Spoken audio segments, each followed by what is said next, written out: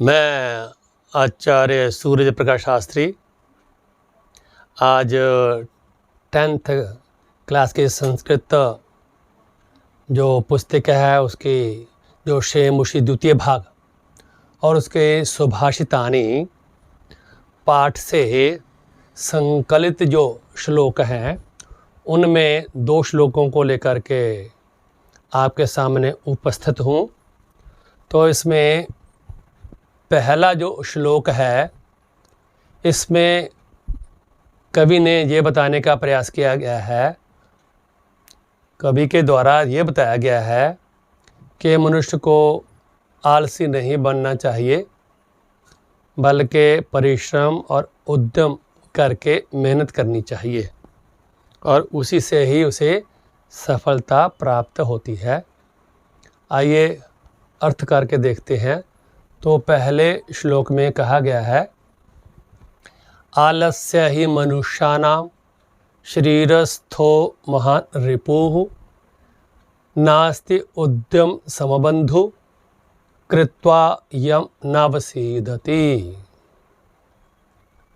तो इसका अर्थ इस प्रकार से किया गया है कवि के द्वारा कि मनुष्याणां आलस्य शरीरस्थो महान् रिपु, कहा कि जो आलस है वो मनुष्यों में जो कि शरीर के अंदर ही स्थित होता है, ये महान शत्रु है। यानी कि जो आलस है मनुष्यों के अंदर जो आलस है वो व्यक्ति का महान शत्रु है, क्योंकि ये जो आलस है मनुष्य के शरीरस्थ शरीर के अंदर ही विद्यमान होता है, बाहर से तो ये आता नहीं है। इसलिए व्यक्ति के अंदर जो आलस होता है, जो व्यक्ति के शरीर के अंदर ही स्थित होता है, वह महान शत्रु होता है मनुष्य का। दूसरी पंक्ति में कहा गया है कि ना अस्ति उद्यम समबन्धु कृत्वा यम नावसीदति। और उद्यम सम, उद्यम न पुरुषार्थ मेहनत के समान, बंधु बंधु मना भाई, मेहनत पुरुषार्थ परिश्रम के समान बंधु मना भाई नास्ति, कोई नहीं है। अर्थात जो परिश्रम करता है, पुरुषार्थ करता है, मेहनत करता है, मानो कि वो भाई के समान जो परिश्रम है उसकी सहायता मदद करता है। इसलिए कहा कि उद्यम सम, उद्यम के समान ना बंधु कोई भी भाई नहीं है। कृत्वा यम नावसीदति, कृत्वा मना करके, यम मना जिसको, न अवसीदति व्यक्ति दुखी नहीं होता है। अर्थात जब व्यक्ति पुरुषार्थ करता है, मेहनत करता है, उद्यम करता है तो उसे किसी प्रकार का दुख नहीं होता है और इसे दुख का अनुभव ना करता हुआ जो मेहनत से काम करता है, तो जो मेहनत है, पुरुषार्थ है, वो व्यक्ति के बंधु के समान होता है। तो इस प्रकार से इस पूरे एक पहले श्लोक में कवि ने ये बताने का प्रयास किया गया है कवि के द्वारा कि मनुष्यों को आलस नहीं करना चाहिए, क्योंकि आलस जो है मनुष्य का शत्रु है जो कि शरीर के अंदर ही विद्यमान होता है। और व्यक्ति को पुरुषार्थ करनी चाहिए, मेहनत करनी चाहिए और मेहनत के समान कोई भी उस व्यक्ति का भाई नहीं है, बंधु नहीं है और जिसको करके वह दुख को प्राप्त नहीं होता है। अब दूसरे श्लोक में ये कहा है, गुणी गुणम वेत्ति न वेत्ति निर्गुणो, बली बलम वेत्ति न वेत्ति निर्बलः। पिको वसन्तस्य गुणं न वयसः। करी च सिंहस्य बलं न मूषकः। इस श्लोक में या सुभाषितानी में, जो कि सुभाषितानी का अर्थ होता है कि जो अच्छी उक्ति जो हमारे बुजुर्गों, सज्जनों, ऋषि मुनियों के द्वारा जो लाभकारी, हितकारी वचन कहे जाते हैं तो उन्हें सुभाषित कहते हैं। तो बहुत ही हो जाते हैं सुभाषितानी।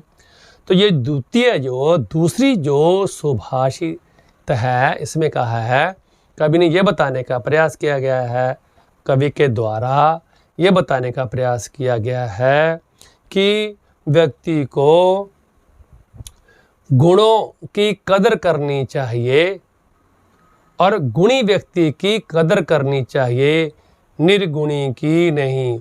और जो गुणी व्यक्ति होता है वो गुणों की कदर करता है, परंतु ये तो वही व्यक्ति जानता है, जो गुणी व्यक्ति होता है वो गुणों को जानता है, निर्गुणी व्यक्ति गुणों को नहीं जानता। तो जरा हम शाब्दिक अर्थ इसका करके देखते हैं। तो कहा गुणी गुणम वेत्ति। गुणी मना जो गुणों से संपन्न है, ऐसा व्यक्ति गुणम वेत्ति, गुणों को जानता है, ना वेत्ति निर्गुणों।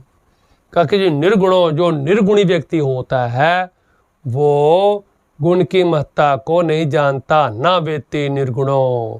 क्योंकि निर्गुणी जो व्यक्ति होता है वो गुण को नहीं जानता। बलि बलम वेत्ति ना वेत्ति निर्बलः। बलि, बलि बना बलवान। जो बलवान होता है वो बल को अच्छी प्रकार से जानता है कि बल की क्या अहमियत होती है। ना वेत्ति निर्बला। जो निर्बल होता है वो बल के बारे नहीं जानता, उसकी कदर नहीं करता, उसे पता नहीं होता कि बल क्या चीज़ होती है। वो तो जो बली होता है, बलवान होता है, उसे पता होता है कि बल क्या चीज़ है, क्योंकि वो बल को जान रहा होता है। इसलिए फिर कहा पिको बसंतस्य गुणम न वयसः। पिक बनाता है कोयल, वयस बना कौवा। बसंतस्य गुणम, वसंतस्य गुणम कहा कि वसंत की ऋतु जब आती है तो वसंत की ऋतु के गुण को पिक मना जो कोयल ही समझती है अच्छी प्रकार से, ना वयसः कौवा नहीं समझता। क्योंकि बसंत की ऋतु में जो कोयल होती है वो कूकती है और मीठे स्वर को बोलती है, मीठा स्वर से उच्चारण करती है, सबके कानों में रस को घोलती है। और जो कौवा होता है वो बसंत के गुण को नहीं जान सकता।